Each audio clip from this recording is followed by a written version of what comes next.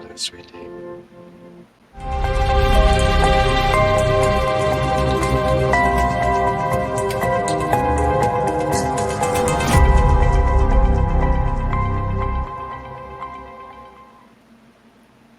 Citizens of time and space, welcome to the console room. I am your host, the Chief, Ernesto Castagna, and with me, as always, my favorite time agent, Captain Joe Dove. Hey, what's going on, buddy? How are you? I'm fantastic, man. We had probably, well, we have so far the highest rated episode of this uh, Incarnation iteration, of yeah, the incarnation, including the 14th Doctor. This episode was the highest rated so far. So let's dive right into it. The Doctor. I don't think there's much to talk about with the Doctor, but we are a companion full episode. So let's. Doctor Who? Doctor Who? Doctor Who? Doctor Who? Fellas, you're never going to stop asking. yeah, very quick doctor. He just was kind of sitting on a bomb. Yeah, This well, whole episode. one person actually pointed it out, and it didn't even occur to me watching this. This was the first time the Doctor stood still. Yeah, When you see clips of the Doctor, he's always running. What his first words to Rose: fun. "Run for your life." Yeah, Okay. Capaldi's final speech: "Run fast." The Doctor's always moving. This is the first time that he couldn't, yeah, for an obvious reason. yeah. I thought it was Obvious really reason. interesting when he stepped on the mine and the mine lit up, Mm-hmm. and then it stopped right in the middle because he is a Time Lord, so it worked a little differently, and he didn't put all of his weight on it, so it couldn't read him. Right. But then it like started to read him, and his face lit up and everything. I was like, "Wow! If he regenerates, does he go green, or is it the bomb?" And I realized it was the bomb. Mm-hmm. But Mm-hmm. oh man, what The a crazy- exposition and explanation of all that was really great. Very in depth. It's one of the few times in whether TV or movies that every possible question was answered, at least as far as that goes. right? There are a lot of questions. This episode raises a lot of questions, and we will get to that. Mhm. But as far as the mechanics of the mine, as far as why it didn't blow up, that was explained and not just left to some random MacGuffin, excuse me. There was a reason why it didn't explode. Yeah, And, unlike what happened with the other guy, with the red shirt earlier in the episode. oh poor guy, the blind red yeah. shirt. Yeah, sorry. I'm right now. The studios also has all my costumes lined up for Trek Long Island, and we're very eager to see our friends at Trek Long Island. I will see you. It's been a minute since I've seen you. I know, it's been a while. Yeah, And more importantly, the entire cast of the Captain's Quadrant and Section 31 and a half, and of course the Agony Booth. All three of you guys together for the first time. That's going to be Exactly. amazing. It's seriously, going to be amazing. I can't wait. I can't wait either. Mhm. It's the first But- time three guys from all over.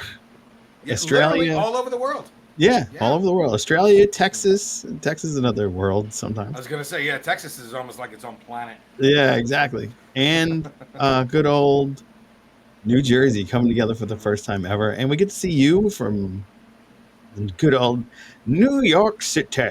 So it's going to be a blast. It's going to be so much fun. I'm really looking forward to talking with Ethan Phillips from Star Trek Voyager. So definitely get your tickets to Trek Long Island. And Who Long Island. Definitely go to get your tickets to that as well. That is shaping up to be a really interesting convention, and it's going to be a really fun time. They have not announced any of the panels or anything going on, but we've made some connections. We got some talking going Yep. on, and Yep. but Think- one way or another, we will be at Who Long Island, whether it's as the podcast or just as fans. We will be there. That's right. And So happy to well, talk about Doctor Who, which is Yeah. what we're here tonight for. exactly. The only thing that I wanted to bring up, as far as specifically with the Doctor, when he's talking to the Vader AI, he keeps saying "dad to dad." Yeah, because Susan is his granddaughter. Obviously, he has a daughter or son. Mm-hmm. Or- There are the Doctor has hinted at having children throughout the last 60 years. Right. One way or another, he's hinted at having children. This is the first time he actually calls himself dad, a father. Yeah. Is it possible that it was just on his mind because they were just in 1963 and he was thinking about Susan? Or could it be something else, which we'll get to later on? Let's Okay. talk about the slew of companions this week. Let's go. See, I met this person and I got whooshed away across all space and time. I mean, I had the most amazing adventures, really. I mean, you wait till you hear, because I'm going to tell you them all. Yes. Ruby Lot of Sunday good things. returns as the Doctor's regular companion, and there was Almost one- died.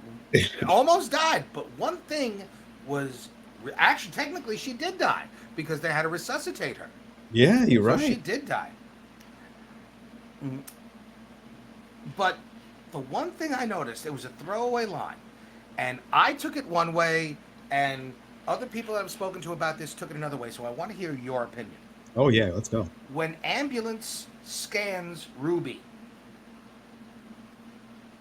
Ambulance calls her 3,082 years old. Yeah, I noticed that. Now, I'm thinking it as, wait a second, could she be that old? Or is it just that they're 3,000 excuse me, Years in the future. 3,060 years in the future, right? Which is what some people have also said. I would like I to didn't think of it that way. Yeah, oh yeah. So I thought of it excuse me. I thought of it as just one more layer of the mystery of Ruby I agree. Sunday. And I think Ruby Sunday is going to end up being his granddaughter. I think that's Susan. Well, we will. There is a lot of speculation going on. Let's go through everybody else. We have John Francis Vader, the father, played by Joe Mhm. Anderson. Spice, his daughter, Yep. played by Canolin Springall. Please Mhm. forgive me. I'm sure I butchered that name. And then Monday Flynn, played by Varada Sethu. I think you're doing good. Thank you. Thank you. I practiced that for a couple of days. Oh, there you go. The Vader and Flynn and a couple of others were Anglican Marines. Now, this is something that Doctor Who has kept up since, I believe, the first time they were introduced was in A Time of Angels. Hmm. That the military are pious. They are men and women of the cloth. You have two other slides that I sent you. One was from Time of Angels with This one? I do not. Yes. Which- Actually, isn't no. that- That was from Good Man Goes to War. That's from Good Man Goes to War. Do you recognize that pretty little? That pretty. Yeah, I was young going to say, lady? isn't that soon? That is Christina Chong? That is Christina Chong, everyone's favorite security officer on the USS Enterprise under Captain Pike. Yeah. That was one of her first acting gigs. Oh, wow. But the other one is also another face you'll recognize. Oh. He was in the episode of A Time of Angels, Hmm. featuring My Heart River Song. But the actor went on to play Sir Jorah Mormont Oh, in Game of wow. Thrones. No, Okay. that's not him. I should have numbered these for you. Yeah, you should have numbered But yeah, bad production on my part. I apologize. it. But we all know who Sir Jorah was. Yeah. But yes, he played. He was, I believe, rank of a bishop. So Oh, that's right. Yeah. this is a trope that they have continued, that the military are men and women of the cloth, which really played into this episode because the doctor talks about having faith. Now, this episode in general was, this had a lot of social commentary, and it was just as subtle as "Let that be your last battlefield." It was as subtle as getting hit in the face or stepping on a landmine. There was no subtlety whatsoever. It was almost Chibnall-esque in its lack of subtlety with this message. But obviously, This is one of the best episodes so far. it absolutely is. And what's even great though, is like the villain wasn't a particular person. It wasn't one of these demigods that he has to deal with. It was well, like actually, an AI, you know. well, the specific villain. Well, let's. No, yeah, let's while we're let's doing hold it, off let's on roll. that. Let's hold off on that. Oh, okay. Because I want to continue to talk about this whole the speech that the doctor does about faith. Mm. Now, obviously, we have a wide variety of people. That's one of the things I love so much about the fandom of science fiction. We have people at every different end of the spiritual spectrum. Everyone from Christians and Catholics and practicing, non-practicing Jews to pagans to atheists to humanists to Buddhists and everything in between. It's amazing how there is so little judgment and so little, let's be honest, prejudice. You don't have. It's the one thing.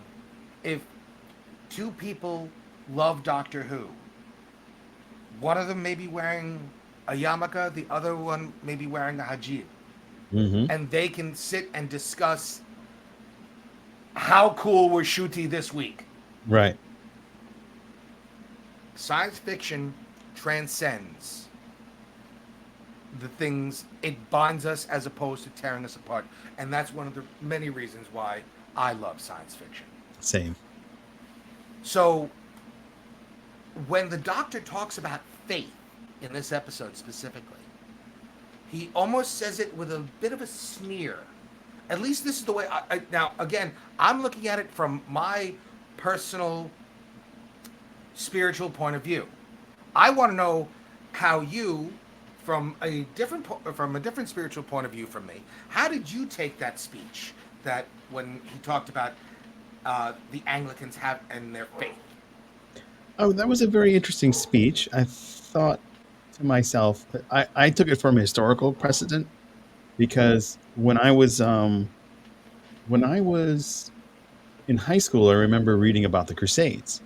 So I took this as like, what happens if the Crusades never ended and then they just went off world, or they made the Crusades a corporation type of thing. So that's where I got this, and he was trying to explain how that kind of could skew the whole data and it getting into the fact that there's really nobody there that they're fighting.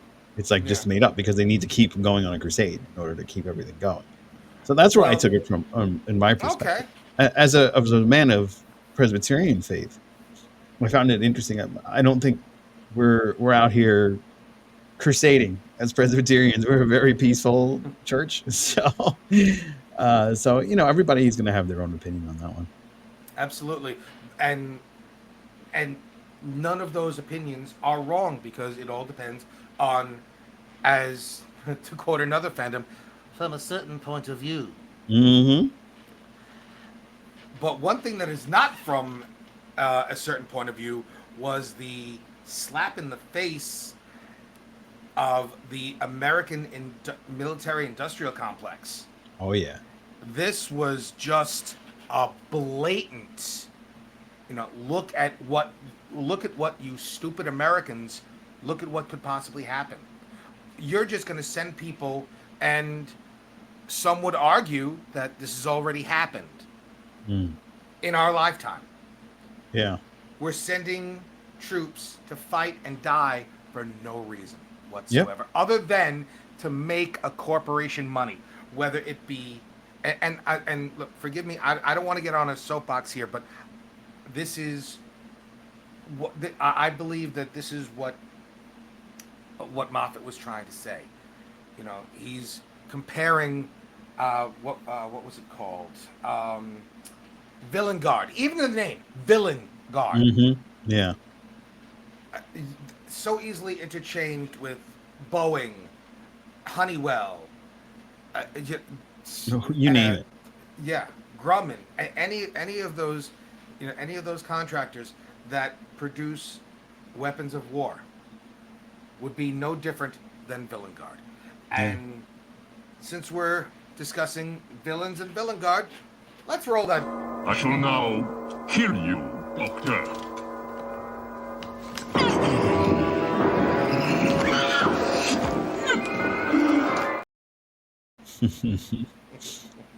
The Cybermen were a whole other villain unto themselves. Yeah. So the main enemy, the overall enemy for this episode, was the corporation Villain Guard. Villain Guard actually has its roots in the original, the first season of Doctor Who, also written by Moffat, with season 1, episode 10, The Doctor Dances. Oh. It was mentioned in a throwaway line to my second favorite time agent after you, Captain Jack Harkness. The Doctor notices. Jack. Yep, the Doctor notices his sonic blaster, and with great pride, he talks about how it was designed by Villain Guard. Oh man, you're picking up all the good deets. I did, not just me. I did do a lot of research on this episode, and we'll get to why right now. Because the immediate antagonist was the ambulance. Mm-hmm. And that AI, did that lady look familiar to you? She did. I thought it was the woman that was sitting. Yeah, was it the woman that was sitting on the stoop in the first in the church one? Mrs. Flood, no. Miss Flood, No. or something like that. No, No. But the actress by the name of Susan Twist, who played the ambulance, this is her biggest role in Doctor Who to date. She has been in 5 of the last 6 episodes. Oh wow, she keeps popping up. That's interesting. Yes. Ooh, there's a mystery there too. Mrs. Merridew in Wild Blue Yonder. She was Newton's maid. She was the heckler in the church on Ruby Road. Ooh. She played Gina Scalzi, the comms officer in Space Babies. She played the tea lady in The Devil's Cord. Oh wow. And now she's the ambulance in Boom.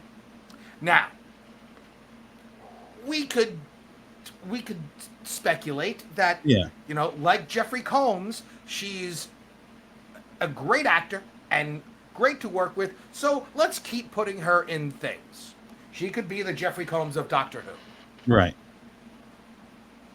We know Stephen Moffat way too well, right, to know that the fact that she's in 5 of the last 5 of 6 episodes, playing these little parts, each part, most of them, and purposely, no more than 1 line, maybe 2, as a background actor, and now the main antagonist.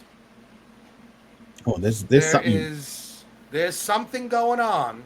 Yeah. With, and again, never the same part. Always a different part, but always the same actor, Susan Twist. There's a great comic book review article on Susan Twist. I will send it to you, Joe, and you can put it in the podcast notes. Okay.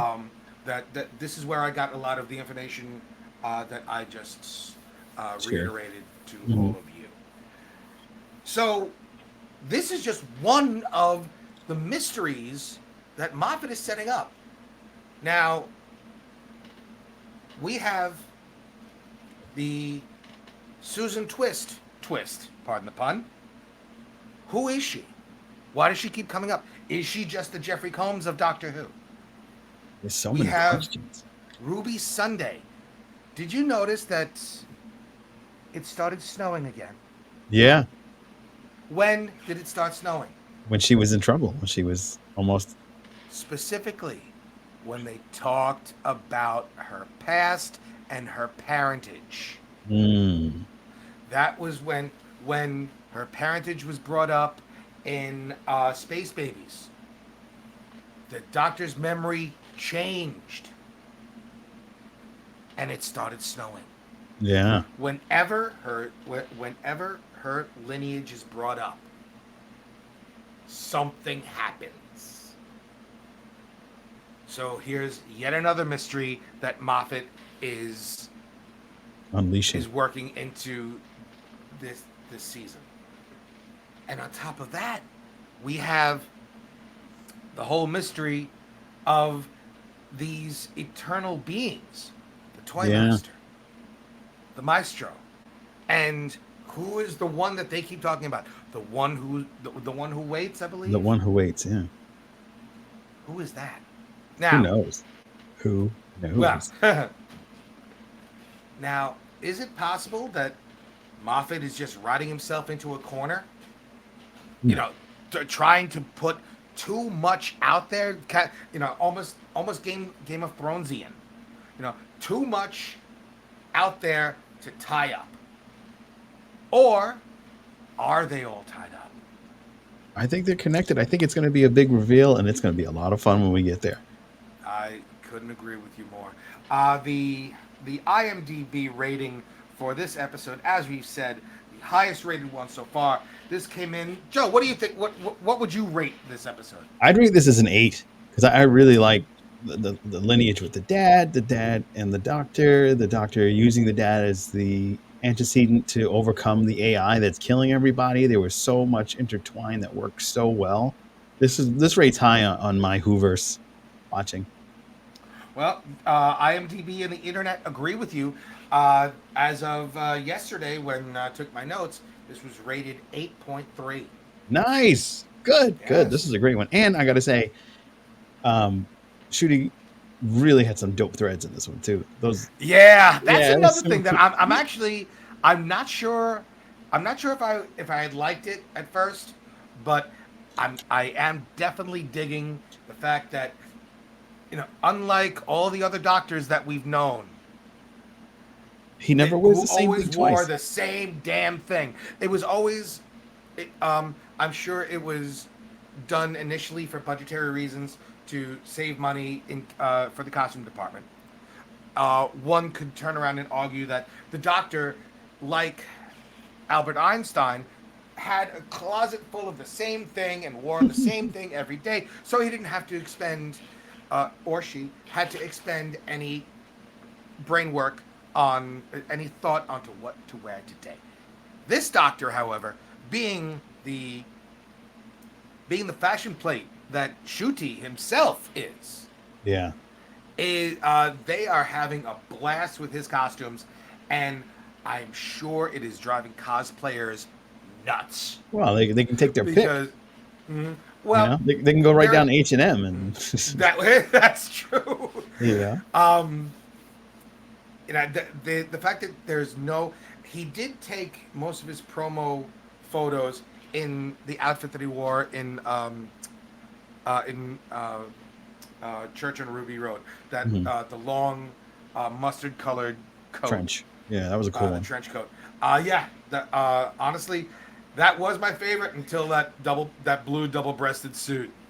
Yeah, that was nice too. Yeah, he and gets there's to one rock some coming dope up. dreads. Oh, absolutely.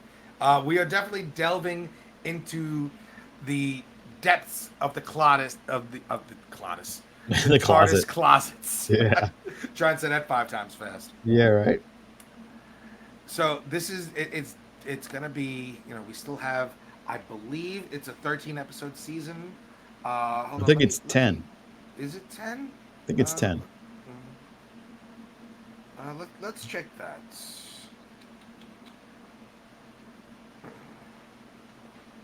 Let us check that. Well, whether it's 10 or 13, whatever it is, we are, no, it is an 8 episode season. Oh, see? Yeah, an 8 episode season. So we're gonna have less Doctor Who than we had Disco. Yeah. Look at that. Crazy. Yeah. Well, we'll be back. Be sure to like, share, and subscribe, and check out our other friends because we are wrapping it up this week. Take a look at our friends, the Sci-Fi Queens, every other Friday. Check them out. Have a good time talking about sci-fi, all things wonderful, books, and scientists. Be sure to check out that Scuttlebutt, Scarif Podcast and the Red 5 Network. Check out the Captain's Quadrant as we dive into Star Trek. We recently did the Best of Both Worlds in the Ecstasy booth. But we have a very special Agony booth happening at 9 o'clock tonight, so be sure to go and check that out on that channel. Be sure to check out our friends in Australia, Jason Hatswell and Slick Rick, as they talk about movie and streaming news. And of course, if you are a wrestling fan, as I am a wrestling fan, you're going to want to make sure to go over to AJ Orsini's Uncensored Mind. Go hang out with AJ. He's a great dude. He and his brother are diving into all things wrestling, and you're getting a sneak peek into the worlds of wrestling from their perspective as they do independent wrestling. So there's a lot of fun to be had there. Oh, I didn't know that they did the indies as well. Yeah. I'm definitely gonna have to send him a couple of messages. There you go. I worked with the independent organization here in Staten Island for a while. Oh, wow. That's cool. A small universe. All right, guys. Until next week.